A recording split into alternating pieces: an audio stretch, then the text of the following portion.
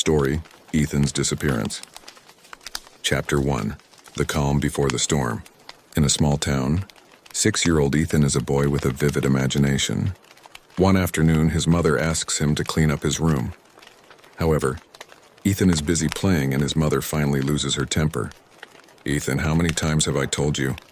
If you don't clean up your toys, I'll throw them all away. And you'll never see them again." Ethan shouts angrily, "I don't love you. You're a bad mom. I want to leave this place." At that moment, his mother notices the determined look on Ethan's face but doesn't take his words seriously and leaves the room. However, Ethan does something different from his usual childish tantrums. He packs his toy bear and a sandwich into a small backpack. He quietly sneaks out through the back door, expecting his mom to stop him. But when he looks back a few times, he doesn't see her. Chapter 2: First Steps. Ethan heads straight for the forest trail next to his neighborhood. He had never entered this forest before, but always felt a strange pull toward it. Suddenly, he plunges deep into the vast woods. At first, it feels like an adventure, but as night falls, the wind picks up. The air grows colder, and an eerie silence blankets the forest. After walking for hours, Ethan grows tired. He sits on the trunk of a fallen tree and tries to eat his sandwich.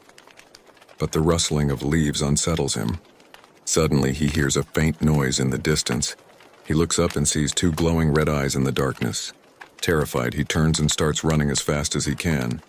Chapter 3: The search begins. Ethan's mother realizes he's not in his room and frantically searches the house. Calls the neighbors and goes outside to call his name. But there's no sign of Ethan. Finally, she calls the police to report him missing. Within hours, the entire town is searching for Ethan. Yet, no one has seen him, nor are there any clues about where he might have gone. The town's elders whisper about a part of the forest known as the Mon-Cursed Passage. They say anyone who enters never comes back. Some believe Ethan may have wandered into that area. Chapter 4: The Mysterious Cabin. As Ethan runs, he spots a small cabin. The cabin looks old and dilapidated, but light is seeping through its windows. Overcome by a mix of curiosity and fear, Ethan cautiously approaches and opens the door. Inside, an old man is sitting. The man speaks to him in a sweet voice. "Oh, our little guest has arrived. Don't be afraid, I won't hurt you. Please, come in."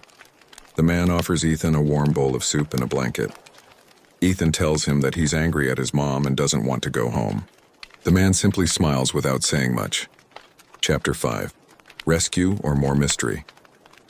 The next morning, the search team finds one of Ethan's shoes near the cabin.